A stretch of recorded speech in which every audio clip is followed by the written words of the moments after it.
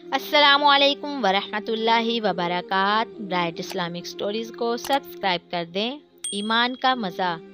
حضرت عباس رضی اللہ عنہ بن عبد المطلب کا بیان ہے کہ رسول اللہ صلی اللہ علیہ وسلم نے ارشاد فرمایا، اس شخص نے ایمان کا مزہ پا لیا جو اللہ کے رب، اسلام کے دین اور محمد صلی اللہ علیہ وسلم کے رسول ہونے پر دل سے راضی اور مطمئن ہو گیا۔ ایمان کا مزہ تو وہی شخص پا سکتا ہے جو واقعی صاحب ایمان ہو۔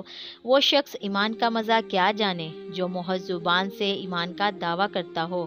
ایمان کا مزہ اس نے پایا جس نے اللہ کو اپنا رب مانا اور دل کی گہرائی سے اس طرح مانا کہ اس کا دل اللہ سبحانہ و تعالیٰ کو رب ماننے پر راضی اور مطمئن ہو گیا۔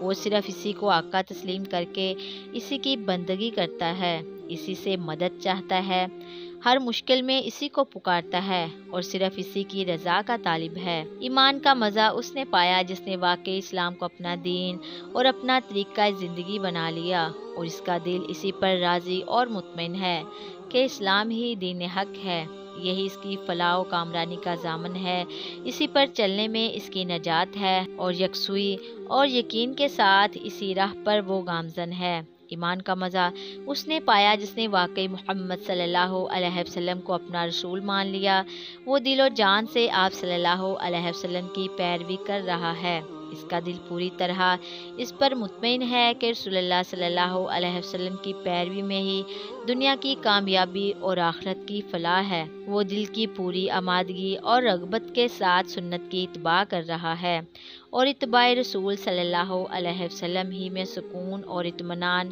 مسرت محسوس کرتا ہے۔ جو شخص محض اس لیے مسلمان ہے کہ اس کے باپ دادا مسلمان تھے یا کچھ دنیاوی مفادات کی خاطر اس نے بظاہر اسلام اختیار کر رکھا ہے تو اگرچہ اس کا شمار مسلمانوں میں ہوگا، لیکن ایسے محروم شخص کو یہ کیا معلوم کہ ایمان کی اصل لذت اور حقیقی مزہ کیا ہے۔